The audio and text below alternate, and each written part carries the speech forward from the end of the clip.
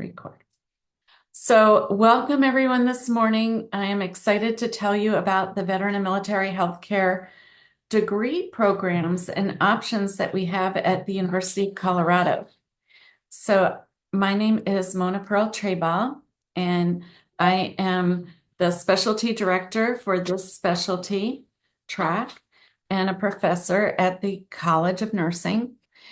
And my background is I'm a nurse for 40 years, and I also was in the military for 22 years and in academia for 25 years.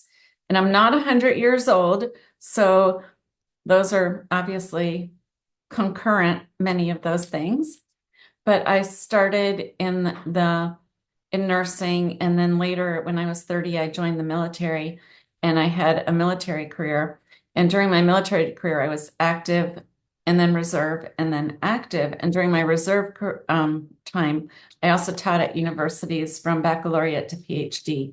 So I had this whole academic career, and I had a wonderful opportunities in the military from from being on the ground and being a nurse in the surgical ICU, being a flight nurse, being in combat, being in battle, all the way to having command, working for the Surgeon General, working as the director of the Air Force Reserve, the medical directorate for the Air Force Reserve, the chief of the Air Force, and the secretary of the Air Force. And all of that gave me a huge perspective of the military enterprise. I was also a patient in the system in our military and VA systems with 3 cancers. And that taught me something from the patient perspective. And putting that all together, I came to the University of Colorado and we created this Veteran and Military Healthcare academic degree program that is now going on and becoming a specialty throughout nursing. So I'm really excited to share this with you, especially since all of you work at the VA and you work with veterans, and thank you so much for taking care of our veterans. So I have a lot to show you, and I am going to share. I hope you can all see the screen. That was a little bit about me. And as you all know, our service members, they come from the time they get in the service, and this goes back through ancient times, they're exposed to a lot of different environments and a lot of different materials, whether that's in training or when they're deployed. There's chemical, biological, radiological, nuclear, and explosive materials. And that is just sort of the nature of being in the military. So this exposure happens all the time. And then there's environmental exposures depending on where they go, and all of the machinery, whether it's airplanes, ships, tanks, they emit a certain amount of radiation. So the exposures go on and on and on. But the experience that our service members feel is really a very kindred experience amongst all of our service members. And when they leave the military, there's some very common conditions that ensue.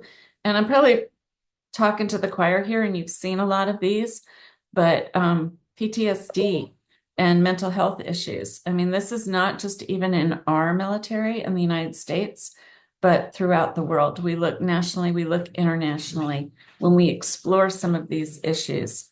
I already touched on environmental exposures, infectious disease, all different hot, cold injuries, high altitude, penetrating, blunt trauma, loss of limbs, loss of sight.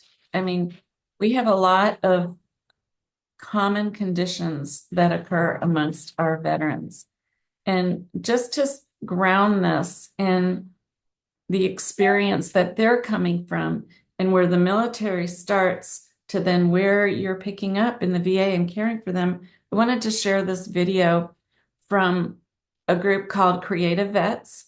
And it was started by, oh my God, Richard Casper. His name just took me a minute.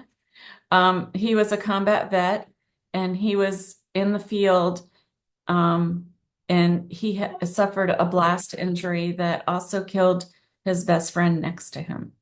And it really it spiraled him into a very long journey, and his way back was through music. And he developed this program of music and arts through Creative Vets to help veterans who had PTSD. And this came from somebody who went through his program and they put together their experience. And when veterans see this, they see it not just of understanding what that person went through, but it also touches something that they went through. And for people taking care of veterans, I think it gives them an experience of what they may have had. So just to shake this up a little bit, here we go.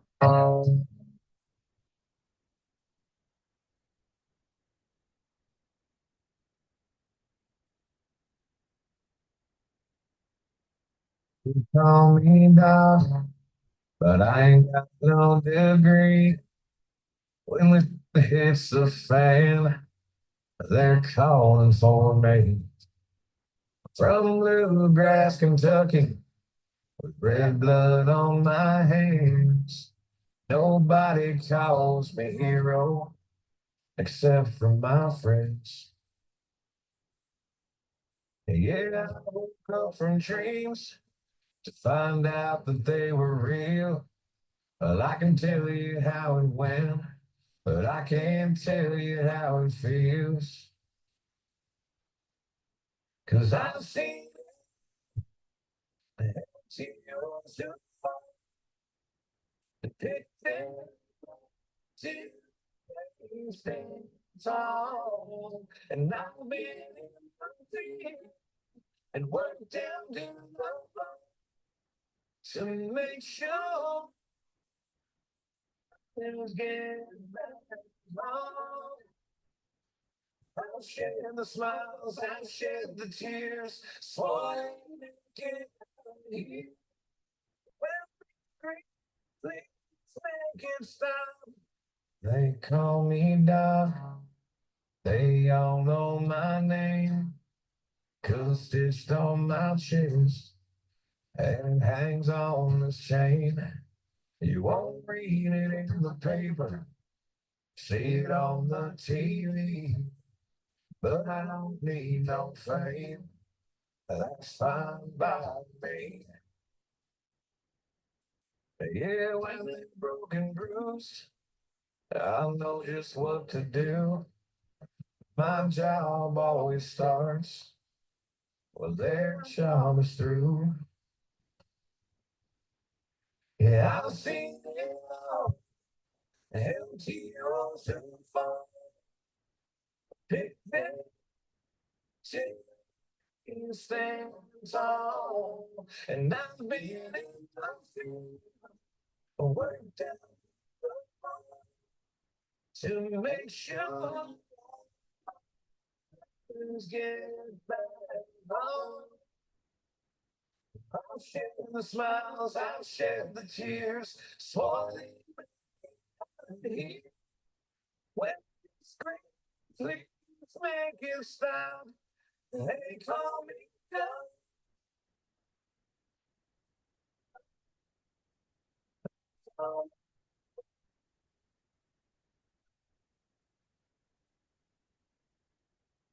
Yeah,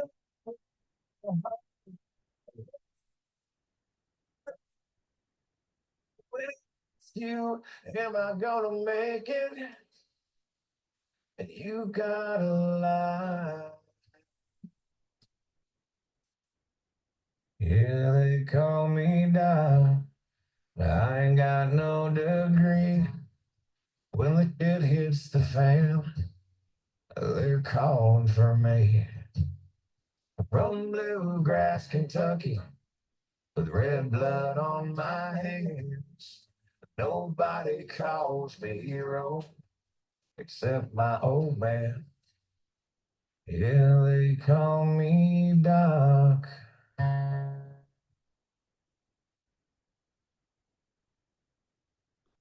Well, I hope that touched your hearts. I mean, it always touches my heart when I see that. Um, and I think as I was watching it, I think about like in our curriculum, we have a lot of different videos that ground us in the experience of the individuals that we're studying. So oftentimes in nursing, we get thrown into situations and we learn a lot by OJT, or we're into one silo. In veteran and military healthcare, we're looking at the entire population and we come at it from many different points of view. So just a few things that I would say for your own practice is, in the VA, you already know they served. In the civilian community, if you work there, that's not always very visible that they're a veteran or that they've served. It's always good to raise awareness about what the issues are for our service members, whether it's in the community or in your facility. Sometimes you're learning something. It's good to share that. We have a lot of evidence-based and evidence-informed practice, and I really encourage you, whatever you decide, education is an investment in you and your awareness and your toolkit and your ability to do more and to accomplish your dreams. Oh, no, why aren't my slides working? Just give me a second. There it goes. One of the things did is I really looked at whether or not we really have a specialization. And I saw that medical specialization has always existed in some forms, even from Greek and Roman times. And our categories, it could be holistic, like family practice, or systems-based, like cardiology, or it could be even age-based, like pediatrics or environments. And the more and more that I've studied veteran and military health, I see it more as a population. It does go into environment, but we have a lot of systems, and there are things that go all the way across the population. Common criteria for a specialty is all of these things. And one of the criteria is specialty preparation or a graduate degree. So from my background, I came at this of like, we need to have a degree in this. We need to be able to understand this population and what they were doing. And when I looked, the care for our service members, we have the largest system between our military health system, our Veteran Health Administration, and care in the community. We're caring for almost 30 million individuals between our service members, our veterans, and their families. This is a one-party payer system. Congress is the payer. Congress was not set up to run a healthcare system, and change is literally an act of Congress. So actually, I think I need to update the slide because I think we're up to 400 billion a year in budget between all of our systems. So we have a very large system with a lot of need. And care in the community is generally 60 to 80% of our veterans. And 1 in every 10 patients across the country is a veteran.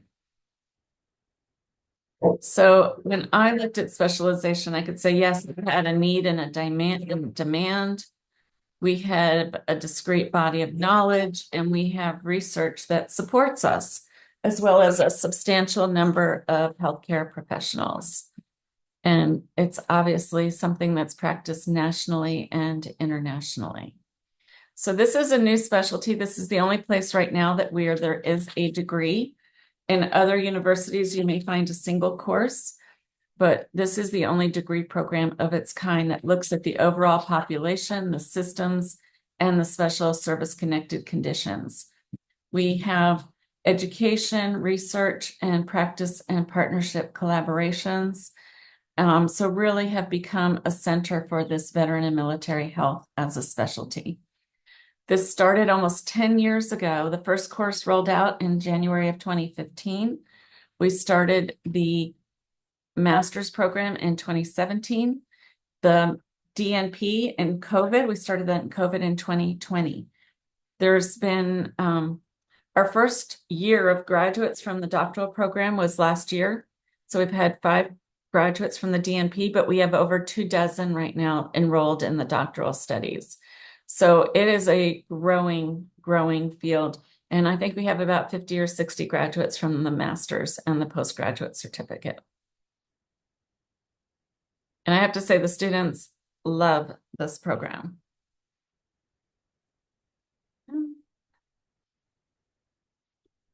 Sorry.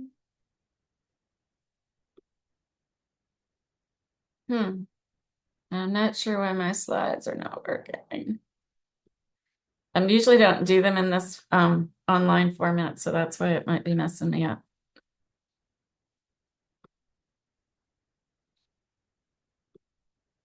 Just have to use the slide thing on the side. So the whole program is online. It's inclusive. It is interprofessional for the graduate certificate. It's open to all healthcare providers. For the degrees, it's only for nurses. So there is that difference. And the faculty, we have people from the VA, from the military, from academia, and the community.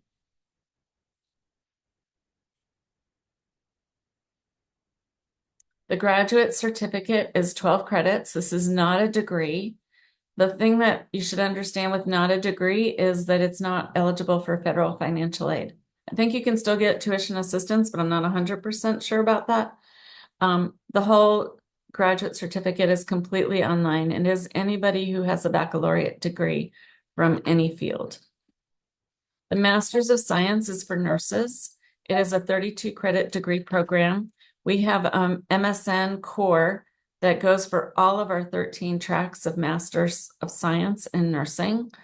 And then we have our specialty core of our veteran and military healthcare, which are 6 courses, which is 18 credits. And I'll quickly go over those in a few minutes. And then we put it all together in an administrative practicum internship.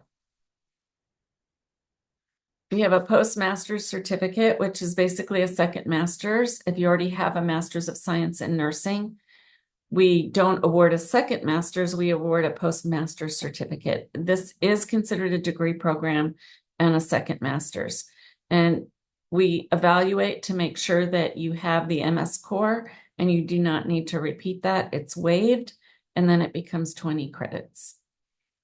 We have a PhD with graduate certificate option where we put the PhD program together with the graduate certificate with the courses that best support the doctoral study that they're working on in the PhD program. And then the newest is this DNP of Veteran Military Healthcare Leadership. And that's a combination of our Veteran Military Healthcare Specialty Curriculum and our Leadership DNP. So we do have this additional component of leadership, but you get the complete Veteran Military Healthcare curriculum. If you're doing both the master's and the DNP together, it comes to 61 credits. But if you do the master's 32 credits, then you can go on and just do 29 credits to get your doctoral degree, as the DNP is 2 separate degrees. If you're working with the NNEI scholarship, and you don't have a master's, it will fund it could fund the master's or the DNP, or one and then the other. But you could talk to your education department about the ins and outs of that. The BS to DNP, though, is considered a bridge program and is not fundable with that mechanism. I talked about that we have these 6 specialty courses, and I just want to go over them briefly because I love them and they're great classes, and everybody really seems to vibe with them because we really are a very special, unique area of nursing.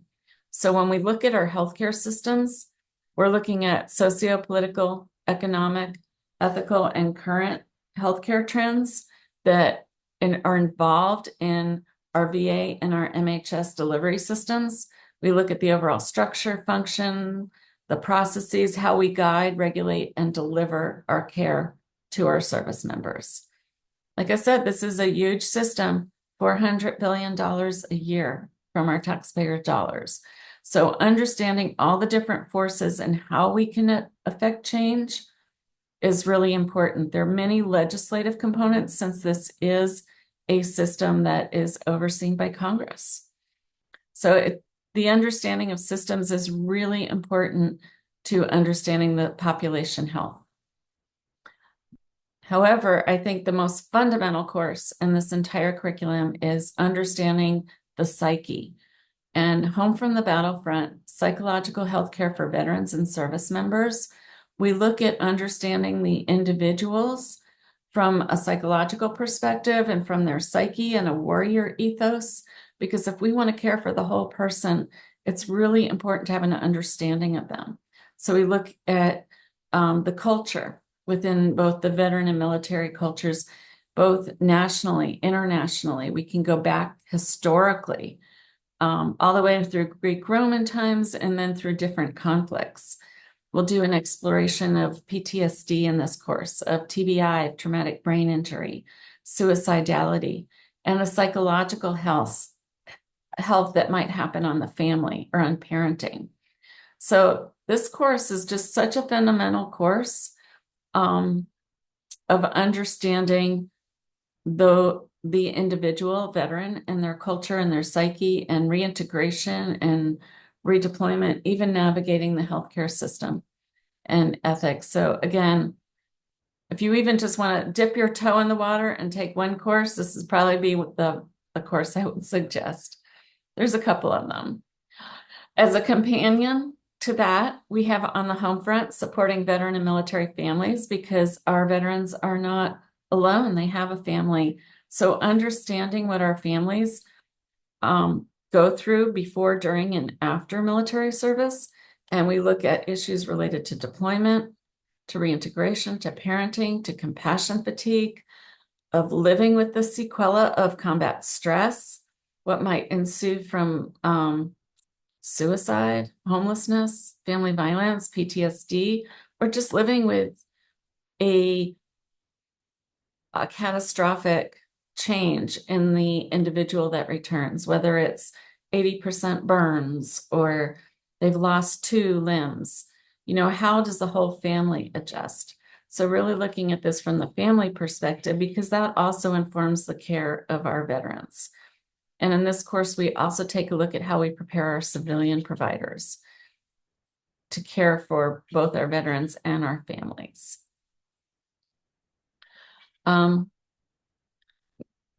This course, out of all the courses, I'd say is the most discrete. It's more so we're looking a little bit more physiologically at what happens with the wounds of war and looking at the military and veteran disability evaluation systems.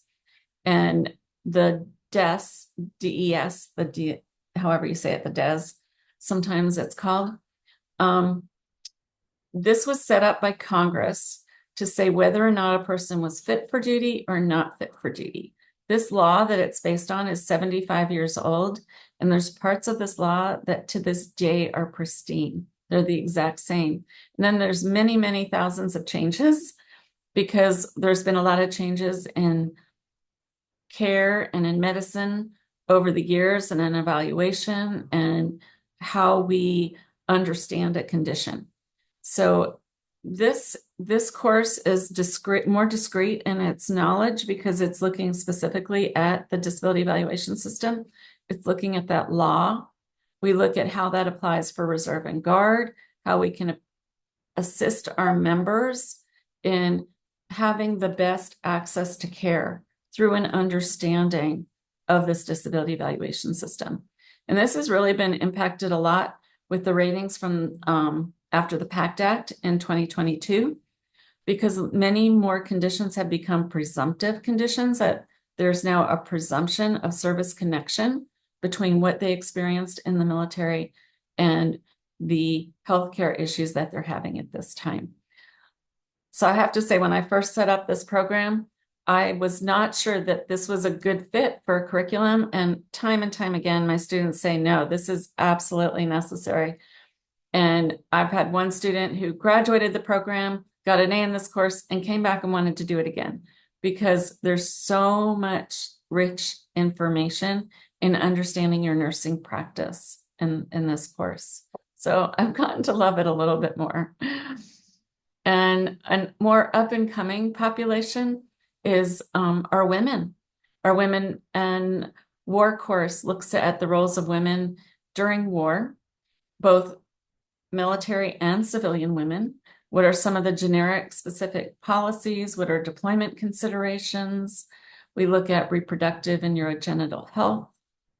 Unfortunately, military sexual trauma is very prevalent. So, you know, that's always a very heartbreaking module to talk to go through and talk about. We have so many resources actually in all of these courses. Women in War was actually developed along with anthropology and health and behavioral sciences. So this course has very much of a humanities flavor and looks at women and their roles in war in many different ways.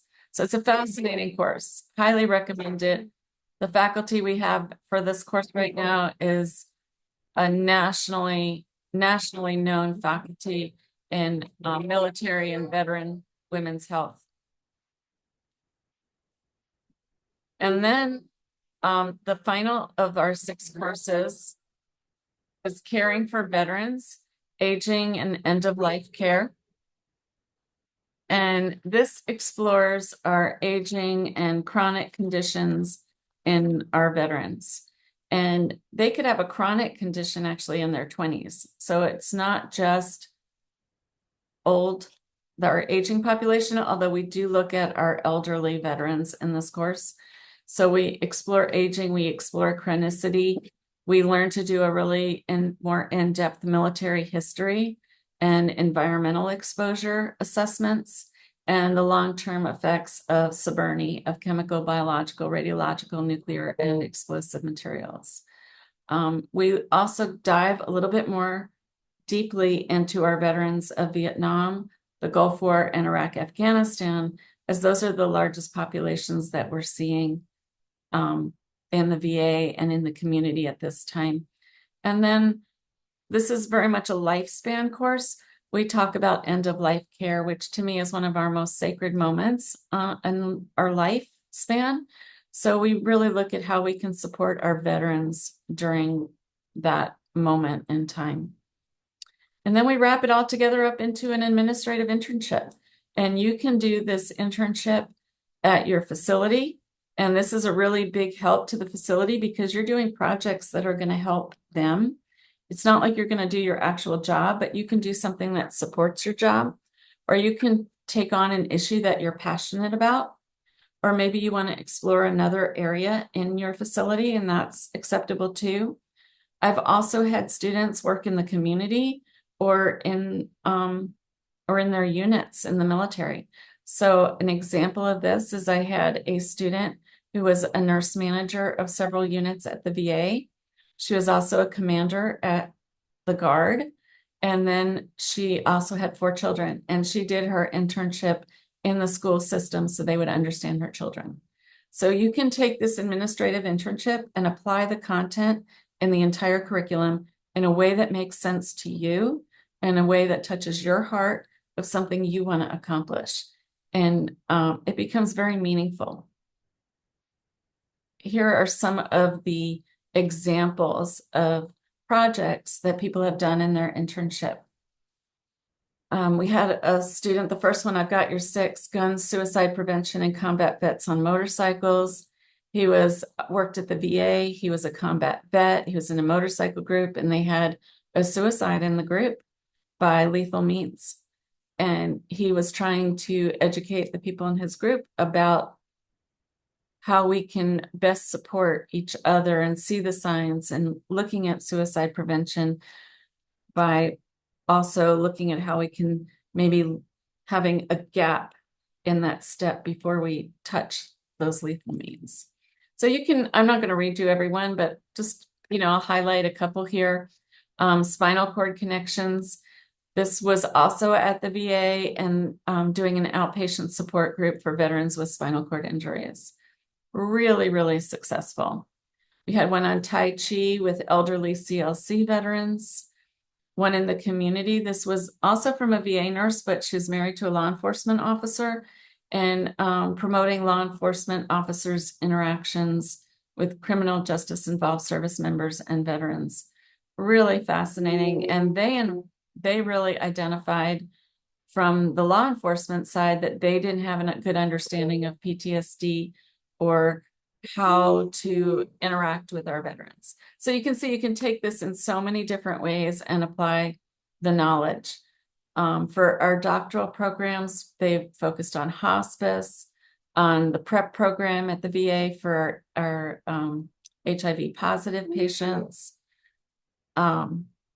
We looked at veteran-centric competencies and environmental exposures, transformational leadership at the VA. So, and at the military health system, looking at palliative care training. So just some examples of different projects that you can do and where we've gone with this curriculum. The students, I have to say, love the program. And people that have been at the VA for decades or in the military for decades come back and they go, I didn't know what I didn't know. And they felt like their eyes had been really open because we're taught so much as OJT. Like in the military, it was all combat casualty care and leading the front and medical readiness. But we didn't take this lifespan approach. We didn't take a systems approach. We didn't look at all these specific service-connected conditions and unique conditions that we see oftentimes in our nursing practice. So the course are online. We do have times where we come together synchronously in Zoom sessions like this, and we talk with one another.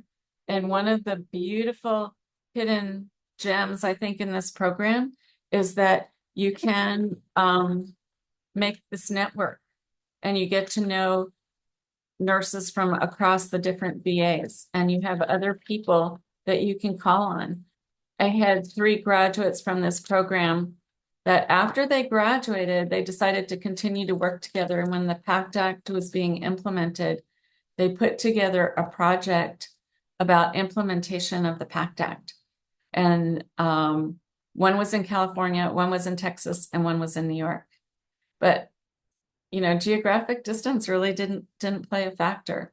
So I'm going to just play you quickly a video from one of our graduates. This is from one of the early graduates, so you can hear it in her words, not in mine.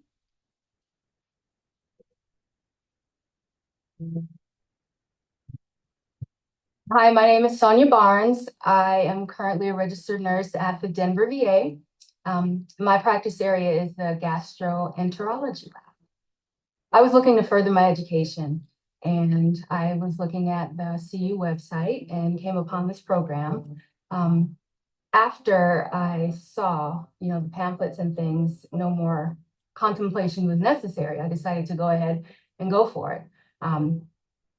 I may be a little bit biased as I'm a veteran myself. I just decided what better way to serve my fellow veterans than learning more about them. I just read this quote a couple days ago, actually, from an unknown author.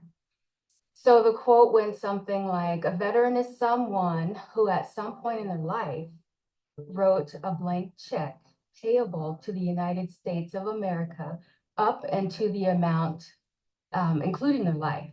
So I work with veterans, and this statement alone makes me, it encourages me, motivates me, and drives me to learn how to better care for them. Besides that, at some point in your career, no matter what nursing path you take, you're going to encounter veterans. You're going to be responsible for their care. And personally, I would be thrilled if my care provider knew a little bit about veteran culture and what my background is. For me, it was a great learning experience in that I thought I knew a lot. Being in the military for 10 years, I thought I knew a little bit about veterans and military culture, but this whole program was definitely an eye-opener for me.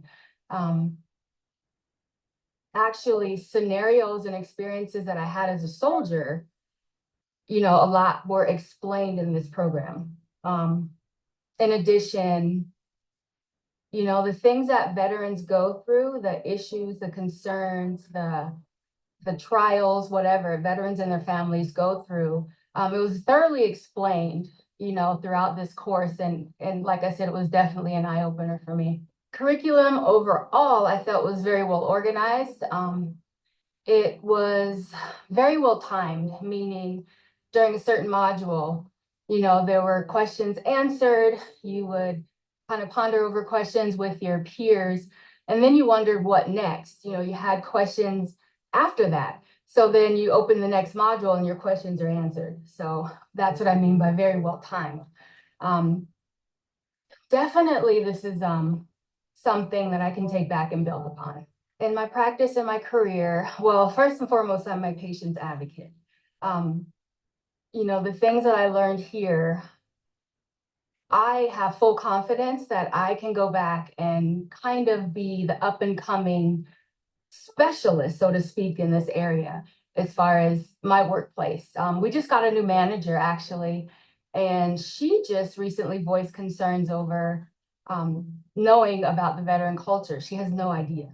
So I feel like it's my duty to teach her these things. I think the different eras of veterans and the different wars and the corresponding conditions that go along with those eras really enlighten me. They open my eyes a bunch.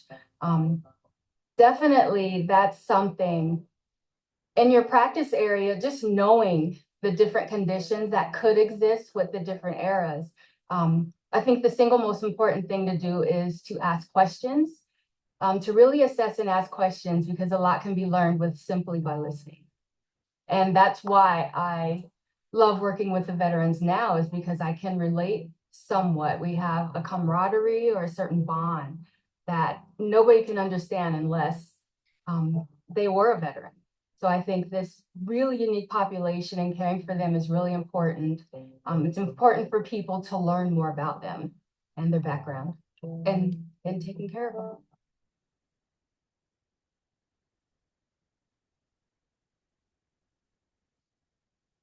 So I just want you to know it's not just me.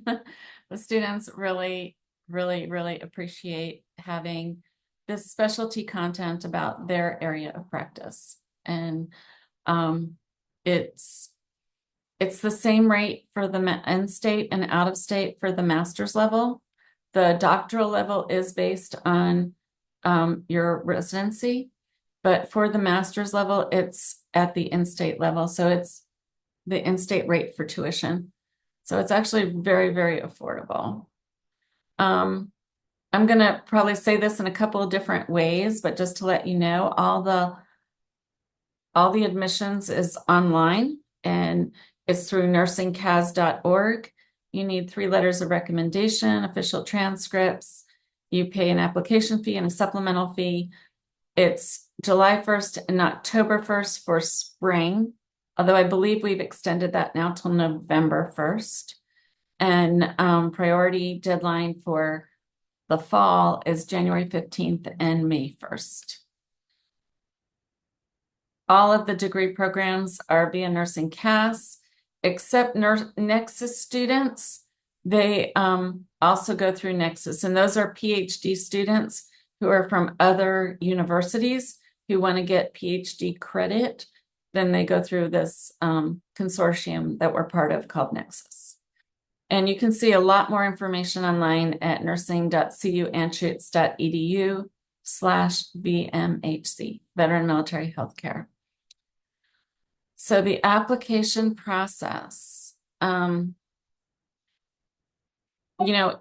I know that November 1st is coming up like in a week, but if you wanted to put your application in, you could put your application in. You can request the 3 letters of recommendation, and you can request the transcripts. And as long as they follow your application in the next 2 weeks after that, then it would be considered complete, and you could be considered for spring. So just want to say that you'll look in Nursing CAS to be verified or complete, and that means that it's ready for faculty review.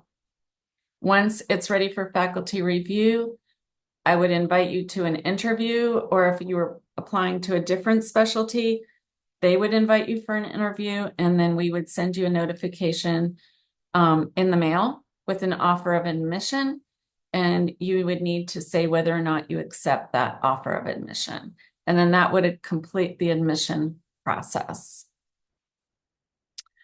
Our admission requirements.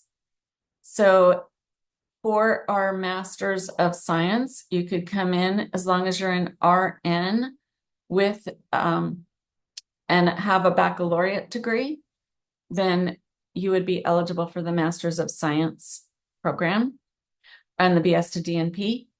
And the same with the graduate certificate is actually anybody with a baccalaureate is eligible for the graduate certificate. And the postgraduate certificate is the same as a master's, except that you have to have a master's of science in nursing for the postgraduate certificate. Otherwise, you go into a master's of science in nursing. It'll be your first master's.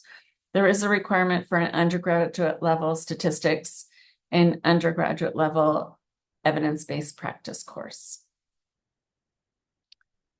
The nursing CAS application and application fee is a total of $130.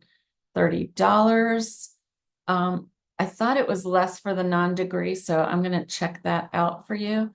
And we only need those official transcripts, personal statements, resume, and your RN license for the degree programs. When to apply, this is just like for fall, there's a priority deadline of January 15th and an extended deadline of May 1st. We do have a priority deadline of July 1st and an extended deadline of October 1st for spring, although I do think that we've extended that till November 1st for this spring. That's not common, but we only do that on a time-by-time basis if there's room in the curriculum. Transfer credits, we get this question a lot. A maximum of 12 credits can be transferred. We review the transcript and any syllabi that you're requesting be reviewed for equivalency. And you do need to have a B- or better to be eligible for that transfer. You would talk with Mark Mostalski, who is our graduate advisor in the admissions office, and he can facilitate any of those transfer concerns or questions. Non-degree enrollment. This is, you can take classes without being formally admitted, and you can take up to 12 credits before being admitted to the program. So you could actually get the graduate certificate and before you're admitted, and then go for the degree program. There's limited course options in non-degree, but we do allow you to take the veteran military healthcare courses as well. And it's subject to if there's space available. Theory, evidence-based practice, informatics, and policy are our MSN core, and they can be taken ahead of time if there's room. But those courses tend to be very popular, so it's maybe, it's a maybe. That's what I could tell you. Non-degree, there's no financial aid and there's no admission guarantee, but you would be on a transcript and you'd be really well positioned to be admitted into a program if you're showing that you can do graduate level work. And sometimes people are afraid to go into a graduate program, so this gives you the opportunity to take a class and see if graduate education is for you. Tuition information.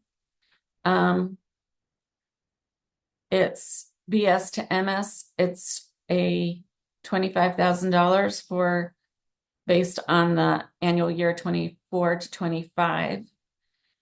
In-state credit is $785 a degree credit times 32 credits, and that's how you get that.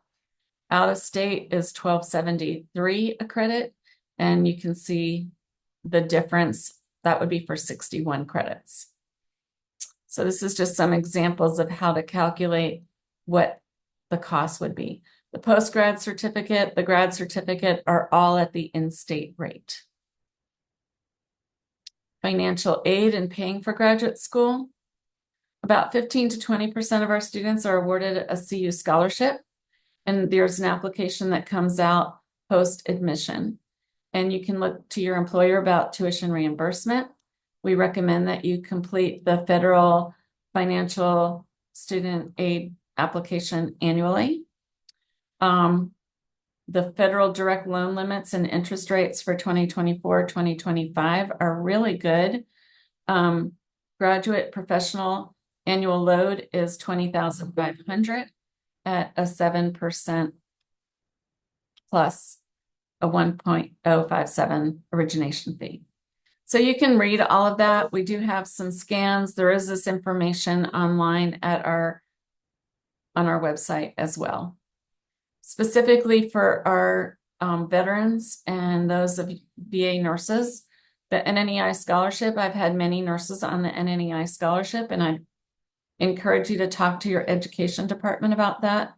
I have, if you would like to do that, then I can help complete the paperwork for you and make sure you have the forms you will need, or some of them, at least the ones that from the university.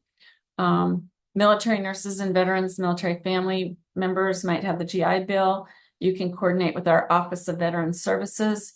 That's our Veteran Military Student Services Office is cuanschutz.edu/veterans. They are really, really, really helpful.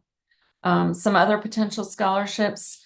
There's a nurse faculty loan program for those who are in the doctoral program, and that will repay 85% of the loan if you apply for those funds. The Pat Tillman Foundation, NOVA, other organizations often have scholarships.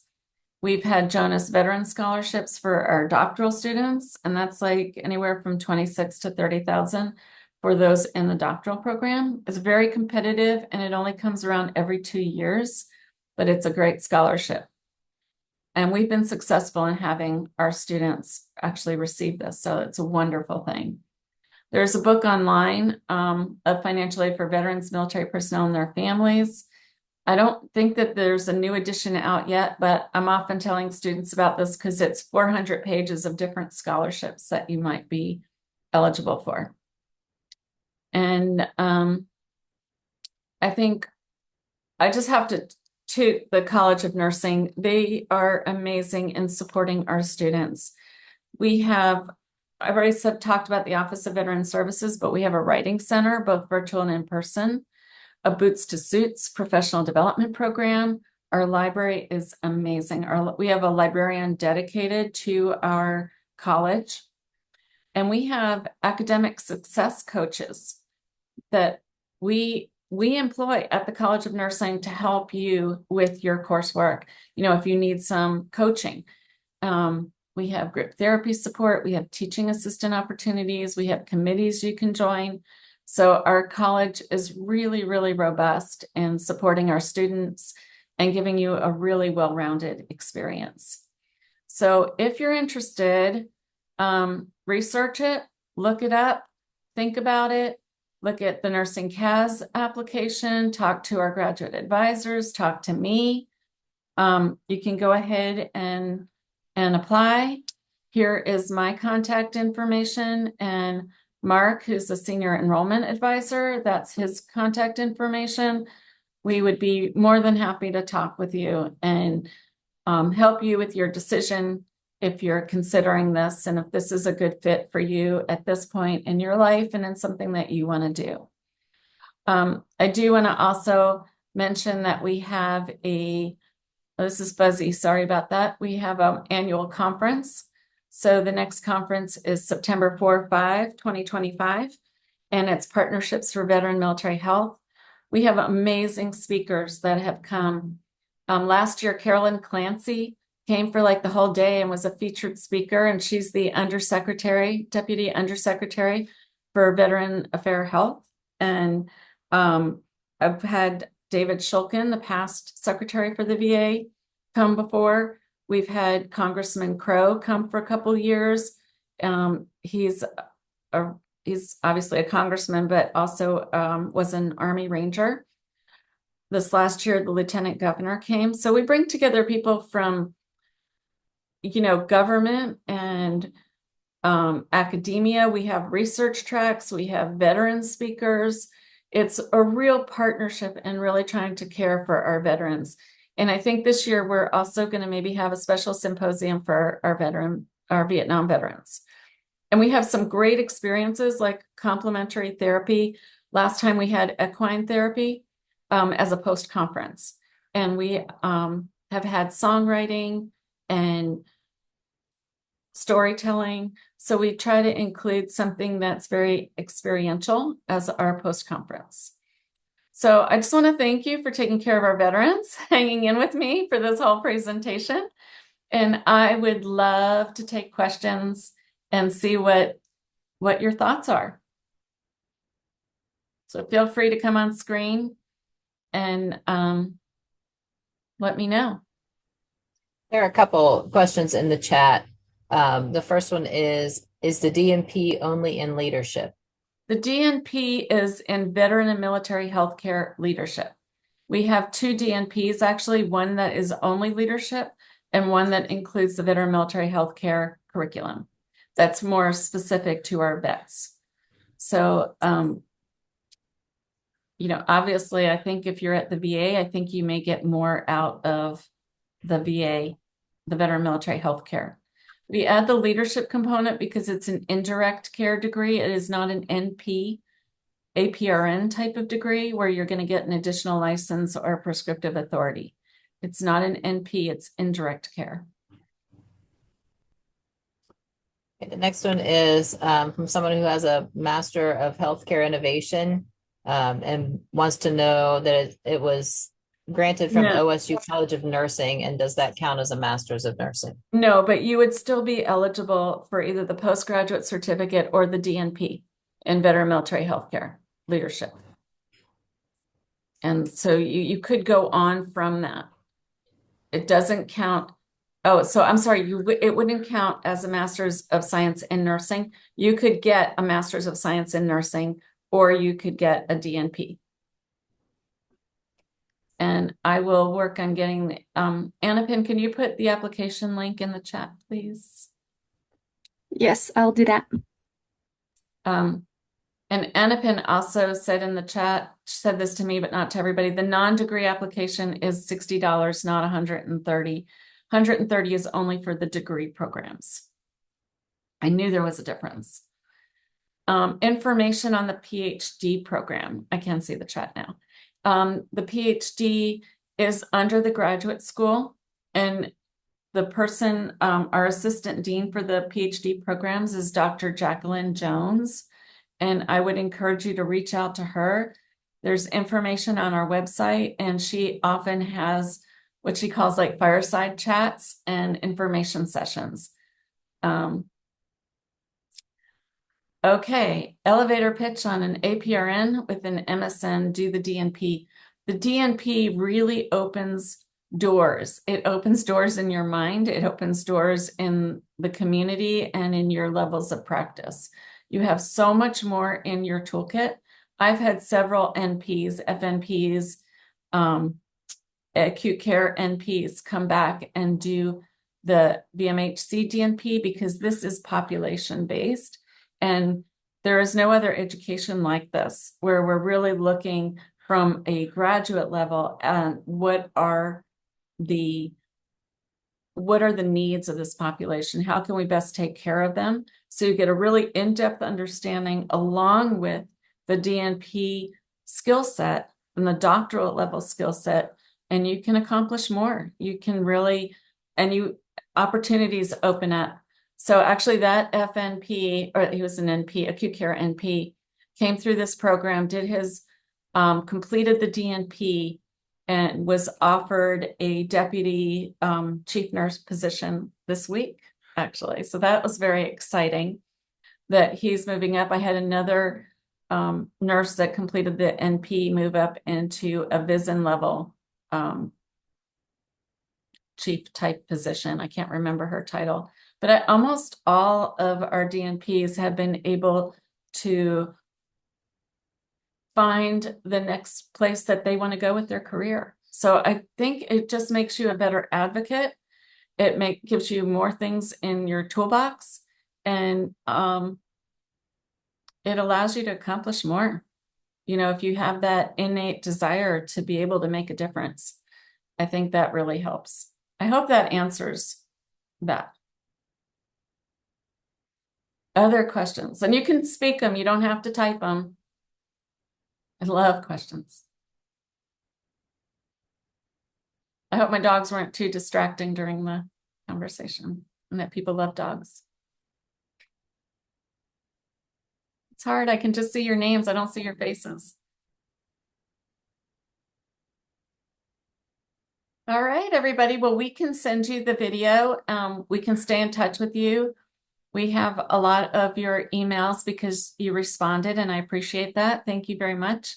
I hope this was interesting to you, and I hope that you learned a little bit and that you're a little bit more understanding of this population, and I hope to see you in class.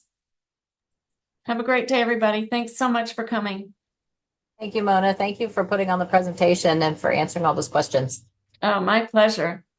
Thanks. And people can reach out to you directly if they have questions about the program. Is that correct? Absolutely. Yep. Okay. All right. Wonderful. Well, thank you very much. Have a great day. Thanks, you too. Bye-bye, everybody.